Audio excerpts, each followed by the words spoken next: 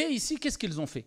Alors, il y a une première personne qui a invoqué Allah Azza wa Jal en disant « Ya Allah, un jour, j'ai fait telle et telle chose. » Il a rappelé qu'un jour, alors qu'il était proche de ses parents qui étaient très âgés, regardez les actions que faisaient les pieux et les vertueux, eh bien, il a pris du lait et il est parti à côté de ses parents pour leur donner à boire de lait, ses parents qui étaient très âgés, et ils se sont endormis. Et qu'est-ce qu'il a fait?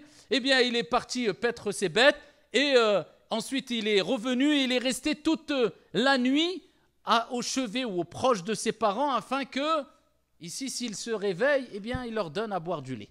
Toute la nuit avec son bol de lait comme ça. Nous juste patienter 10 minutes, j'ai pas le temps, Allah ya'oun. Toute la nuit, juste pourquoi? S'ils se réveillent, hop, je peux leur donner du lait. Et jusqu'au matin, et ensuite il a mis priorité sur le reste de sa famille, et là, il a donné du lait à ses parents. Il a dit, Allah, si je l'ai fait, cette action pour toi, libère-nous. La pierre, elle s'est déplacée un peu. Vous voyez la puissance de dua à travers des bonnes actions que tu as faites. Donc lorsque tu es dans des situations surtout critiques, où tu vois que toutes les portes se ferment, souviens-toi, et ça doit nous motiver à faire des actions dont personne n'a connaissance, et on les a fait vraiment pour Allah subhanahu wa ta'ala, des belles actions. Eh bien, utilise ces belles actions-là que tu as faites, afin de demander à Allah subhanahu wa ta'ala de te venir en secours, ici quand tu as besoin de lui. La pierre, elle s'est un peu ouverte. Une autre personne a dit à Allah, une fois, eh bien, j'ai voulu profiter d'une femme dans l'illicite, et ensuite, cette femme-là était venue et elle m'a dit « Crains Allah ». Et ensuite, je me suis souvenu de toi, j'ai eu cette honte de commettre l'illicite. Eh bien, je lui ai donné l'argent et je lui ai dit « Tu peux partir et par crainte envers toi, ya Allah. Ya Allah, si j'ai fait cette action pour toi, eh bien, libère-nous ». La pierre s'est encore un peu ouverte. Elle s'est déplacée plutôt. L'entrée s'est libérée. Et donc, il ne pouvait pas encore passer. Une troisième personne a dit « Ya Allah ». Elle dit, moi, j'avais des employés. Et le jour où j'ai voulu payer mes employés, il manquait un employé.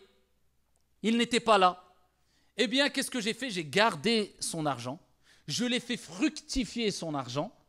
Et au bout de plusieurs années, cette personne est revenue, a dit, j'ai pas eu mon salaire, redonne-moi mon salaire. Je lui ai donné non seulement son salaire, mais avec tous les bénéfices. Parce qu'il avait fait fructifier et investi son argent afin qu'il ait un certain capital. Et il lui a dit, ça c'est ton salaire. Et ça, c'est ce que j'ai investi avec ton argent pour toi. Voilà les bénéfices. Ça, c'est pour toi. Vous imaginez le degré.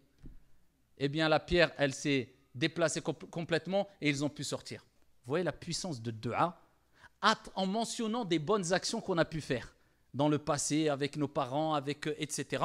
Et ça nous rappelle la puissance de dua. Et ils sont passés d'une situation d'angoisse, de tristesse, de malheur à une joie intense.